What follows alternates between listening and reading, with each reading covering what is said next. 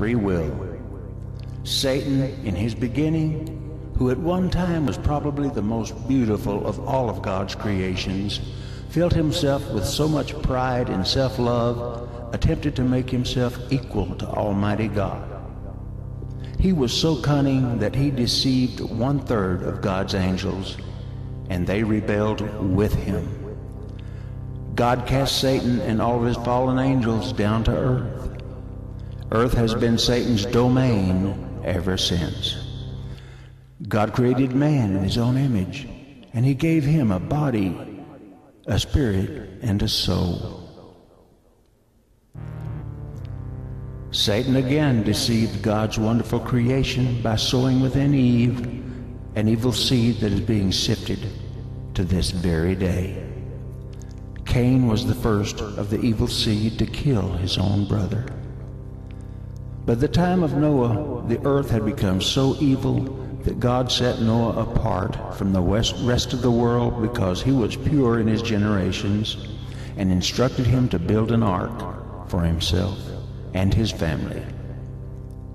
An ark so large that it could hold all of the animals that God chose to repopulate the earth. Not long after Noah had been on dry land again, one of his sons committed a hideous evil act against him that resulted in his son being cursed. Again, rebellion had reared its ugly head.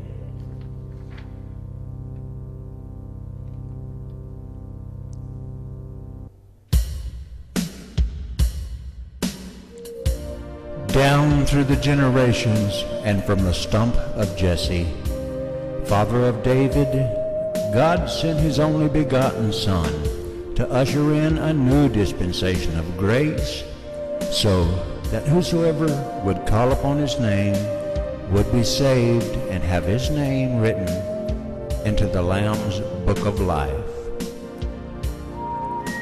Jesus was born to live, teach, and Jesus was born to die for the atonement of whosoever would call upon his name.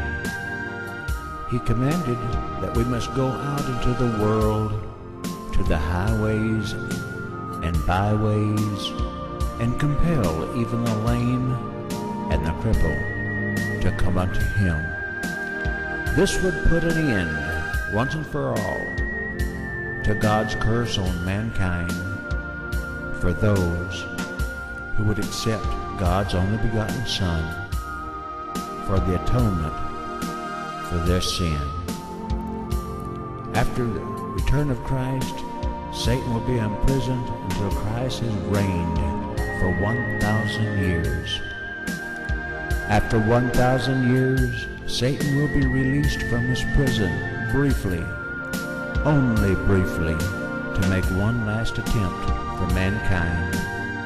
Then God will cast Satan, his Antichrist, the false prophet, and the beast, along with everyone whose name is not found written in the Lamb's Book of Life, into an eternal, everlasting lake of fire, where there will be weeping and wailing and gnashing of teeth. God will put an end to rebellion forever.